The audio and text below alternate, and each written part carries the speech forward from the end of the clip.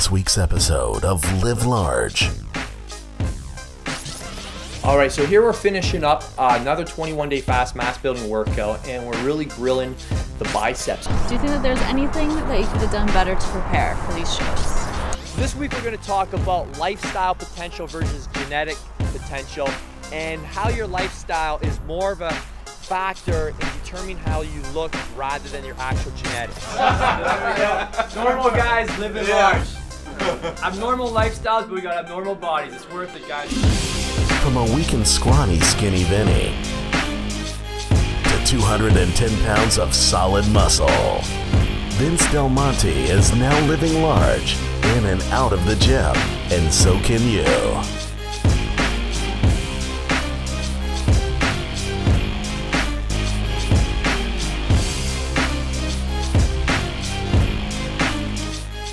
All right, so here we're finishing up another 21-day fast mass building workout, and we're really grilling the biceps, and we're using cables. I love cables because they create a lot of tension, especially on the negative motion, and you're really able to squeeze hard at the top. They also allow you to move more through a natural range of motion. So here we're doing a finishing movement, really to focus on that peak of the bicep, just try and get a little more height. And the key here with the cable bicep curls is first is to stay upright. Keep your elbows back, and then when you're curling the biceps, when you're curling the cables in, you want to make sure your pinkies are turned outwards so you're getting maximal contraction on your biceps. You also want to try and hold it for 1 second at the top, so like you're doing, a double bicep pose as if you're up on stage or flexing in front of the mirror, and you want to hold it for a good second or two. Feel those biceps contract. When you're in the gym, you need to train like a bodybuilder, not like a weightlifter. You don't want to just go to the gym and lift weights. You need to focus on the actual muscle. So the cables allow you to do that, and select a weight that really allows you to burn that muscle to the max, like your skin is gonna rip. That's the feeling that we're striving for here. Welcome to Ask Vince, and we're talking about how I became a professional fitness model with the WBFF. Vince, do you think that there's anything that you could have done better to prepare for these shows? Could I have done anything better to prepare for these shows? I should I should ask you. This is my wife, isn't she beautiful?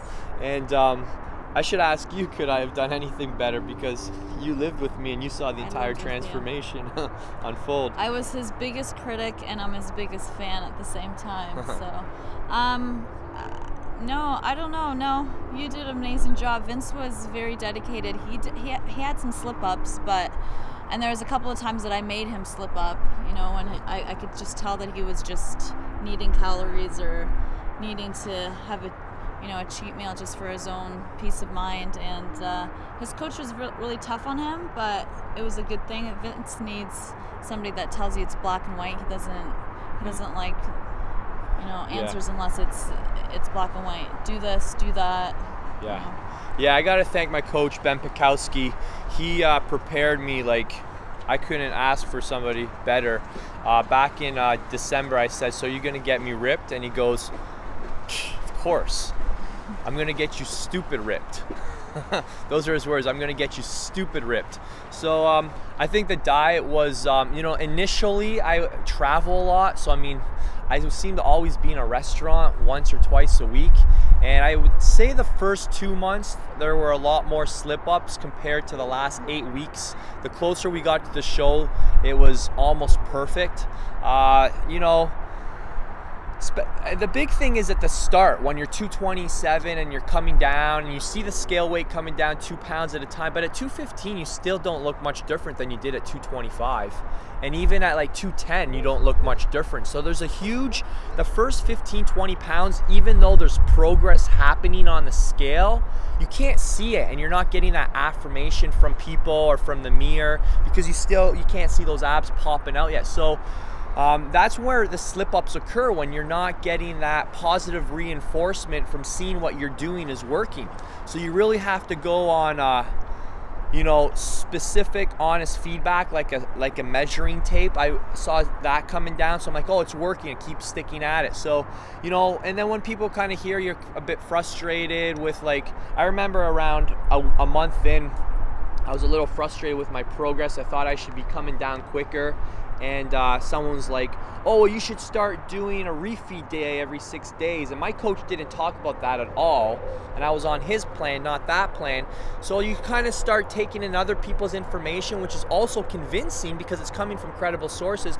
But you got to look at the big picture. He didn't have me having cheat days or refeed days for a specific reason, because it didn't work with the big picture. So when you're trying to get to an end result, the key with not making slip-ups is to trust the person you put your trust in. This week we're going to talk about lifestyle potential versus genetic potential, and how your lifestyle is more of a factor in determining how you look rather than your actual genetics. And we'll also talk about why I'm not wearing a shirt. I always wanted to shoot one of these main features without a shirt on. I think it's hilarious when guys teach without a shirt on.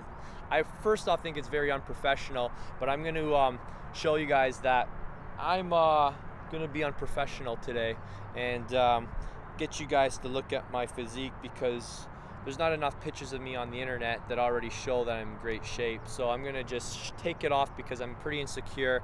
I want to show you guys that I look good. So okay, so back to the topic. So I've got a program.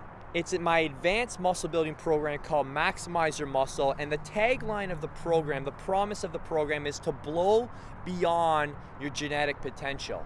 And there's a lot of talk on the internet on genetic potential, and I got a couple friends who've got an awesome weekly podcast, John Barbin, Brad Pilon, Brad Howard, and they talk about this topic in depth, and they gave me some really good content that I wanted to share with you guys as well.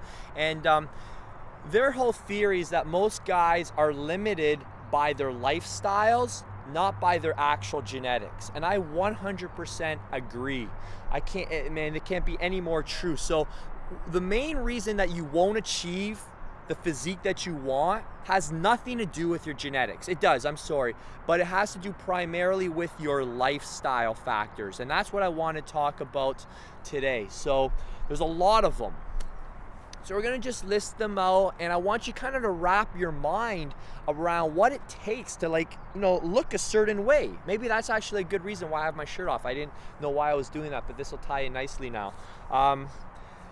The first thing, I'm going to list probably 5 to 10 things. So stay with me here, and this will put into perspective why some people look this way and some people don't look that way. And it rarely ever has to do with their genetics. It has to do with the lifestyle. So the more of these things you can improve upon, this is going to be really valuable for you today, the better chance you have of achieving the physique you want. So let's hit them off. 1, time. How much time do you have to commit to this entire thing? If you can only work out 3 times a week, then you're probably only going to be able to achieve a physique that reflects that. And a lot of people are trying to get more results out of 30-minute workouts when really all they need is more of those same 30-minute workouts. They just, you know what I'm saying? So how much time can you dedicate to this? And you have to look at the people in the real world. Anthony Robbins says, success leaves clues, and you'll never meet a professional at any level doing 3 30-minute workouts a week, or even 5 30-minute workouts a week. They have like decent physiques, but that is the exception, not the rule. So don't get caught up in a lot of the stuff that sells you on you only have to work out 3 times a week for 30 minutes. You need to do it. I train 3 to 4 hours a day in preparation for this show to get my body to look like this. 3 to 4 hours a day. So if you don't have 3 to 4 hours a day, 6 days a week, you're already trying to compare yourself to a guy that you don't even have the same amount of time that I do. 2, money. Let's just talk practical. I mean, getting this body was not cheap. It was very expensive. One video I'm going to show you all of my receipts, my grocery bills, like $200 to $250 a week, supplements, sometimes another $50 to $100 a week. Man, I'm trying to think of all the other things. I shop organic. All the clothes that I buy to wear at the fitness shows. My coach, that was a couple $1,000 investment. you might not be able to afford that. So again, how much money are you prepared to put into this? Training at certain facilities might cost more, wearing certain clothes, buying certain foods. So you have to consider all that stuff. I mean, I'm not saying you can't, but it's just another factor. People that can afford more of certain things are probably going to have a slight edge. So consider that factor as well. Number 3, stress. You know, how does your body deal with stress? Are you an emotional person? You know, I meet some people, they get sore and they're like, doctor, I'm sore. Can I work out tomorrow? I'm like, you know, I've got a competitive long distance running background, so I'm used to abusing my body. I'm used to training in pain. I know what discomfort feels like. So I have a very high stress level. A lot of people just don't like being uncomfortable when they go to the gym. So that's another factor. Are you ready to get out of your comfort zone? A lot of athletes, like, they're okay with pushing their bodies, feeling their muscles burn and sweating and making, you know, being sore for days. Like, you have to ask yourself, are you able to take on a certain amount of stress? And how much stress you can put your body through will also depend how you end up looking. So that's another huge factor. Your recovery ability. You probably might not have the same, you don't have the same lifestyle as me. Let's look at me right now. I work from home. I don't have a stressful job. I love what I do. I don't travel to work. I work, my kitchen is a 10-second walk from my office. My bathroom is a 5-second walk. My bedroom is a 5-second walk. So I don't have to travel. I work from home. So I have an advantage over you. And I don't have a lot of stress to deal with, so I can recover better. I get to bed at a good time every night. So you might not be able to go to bed at the same time I do. So I have a very high recovery ability. That's another factor. What's your recovery ability like? You might not even have a durable body. There's certain bodies out there that can just take more abuse. And you might not have a durable body. You might break down easily. You do a workout and you're sore for days, where another guy does the same workout and he's okay. So what's your durability like? Another one, intensity. How hard can you push yourself? Some people are just wimps. It's not like I'm not offending you, but some people, they work out like pansies. Like, I've seen certain people work out and they're like barely breaking a sweat. I've seen girls, guys, they leave the gym and they don't need to shower. There's other people that leave a trail of sweat. They're like just drenched. They're breathing hard. They're sucking for air. So I don't know how hard you can push. Who knows if you're pushing as hard as I am? You and me could follow the identical program, but I get better results because I can perform it at a higher level of intensity. Let's just look at another factor, your entire life. Let's look at the people in your life. I'm very lucky. 2 of my brothers are competitive athletes. My youngest brother, Michael, is one of the top track runners in Canada for the 800 meters. So I have him, and he tells me stories about all these guys who are getting ready for the Olympics, and I've got a whole resource of people that compete at very high levels that I can tap into. I also have a lot of friends who are professional fitness models.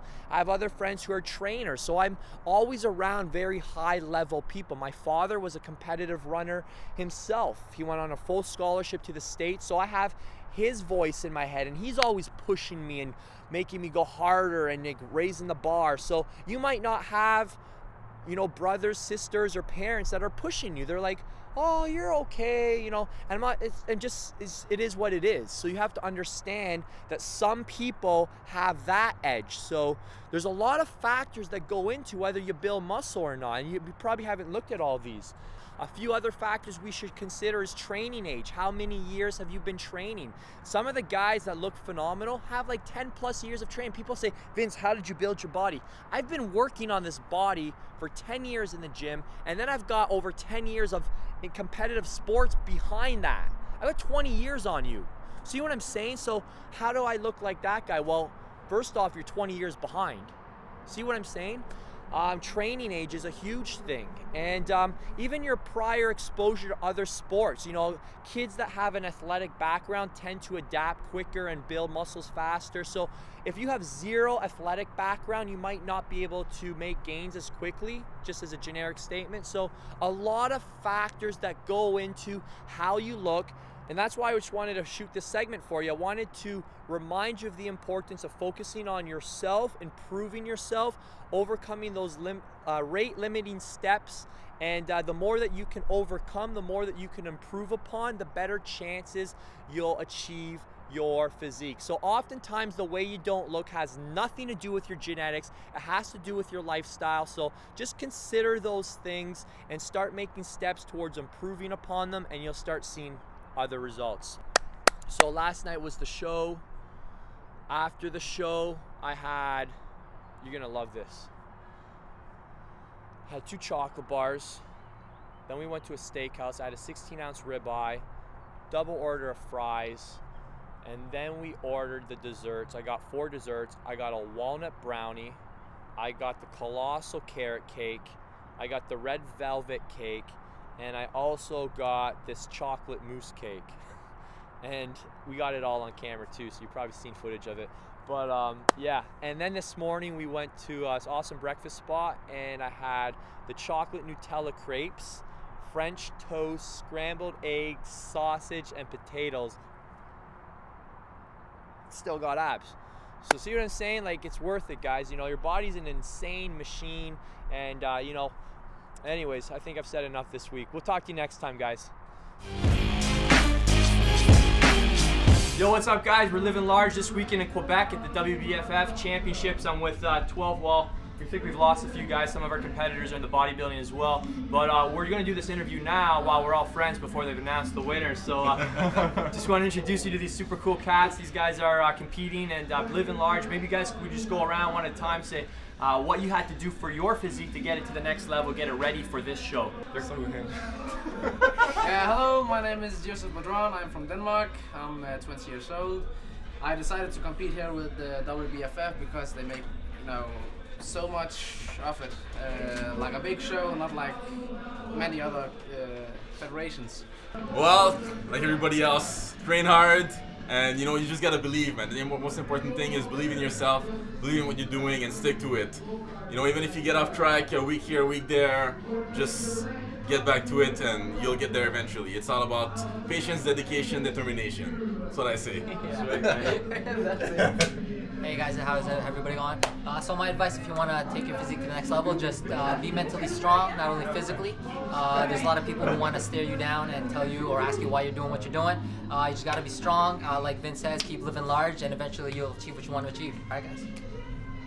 So hi guys, my name is Marco. I'm coming from Quebec. That's why I'm a little accent in English. So I'm going with the guys. I'm training hard, and that's what we're doing. And 38 years old. Hey, I'm Pat Jollick here from Ottawa, just around the corner here. I decided to compete here just to keep going with my fitness, always up my game to the next level. Advice I can give to anyone who really wants to do something like this, I mean, you can learn the diet, you can learn the programs, you just got to stick with it and believe that you can do anything that you set your mind to. So I mean, when it gets hard, don't give up. You know, sometimes it's easy, sometimes it's tough, and that last week is pretty tough, eh, boys? One down here. We'll go through the whole line. I want everybody to say one thing they had to sacrifice. Biggest sacrifice, one word. Biggest sacrifice is beer during the playoff. Beer during the playoffs. For me, it was pizza. I don't know, this is just one like word. a... One word. One word. One word. I don't have any. One word. Big one word. One word. One word, but you give up. One word. Nothing. Okay. Okay. Money. Oh yeah. Money. Time. Good point. For me, that was wine. Vino Tinto. Shots. Normal guys living large. Abnormal lifestyles, but we got abnormal bodies. It's worth it, guys. So live large. We'll see you next time. And having fun. That's most important. Yes. On next week's episode of Live Large. All right, let's talk about the tricep press down. Phenomenal exercise for tricep definition. How do you deal with low energy levels in the gym? Cravings, mental fatigue, any challenges. All the mental challenges that come along with preparing. What we're basically gonna do today with Vince here is we're gonna basically get a routine for him, kind of see where his poses are the best. Experience Live Large with Vince Del Monte. Next Monday at 7 p.m. Eastern. Click subscribe so you don't miss a single episode. Don't forget to show some love and click the like and share button.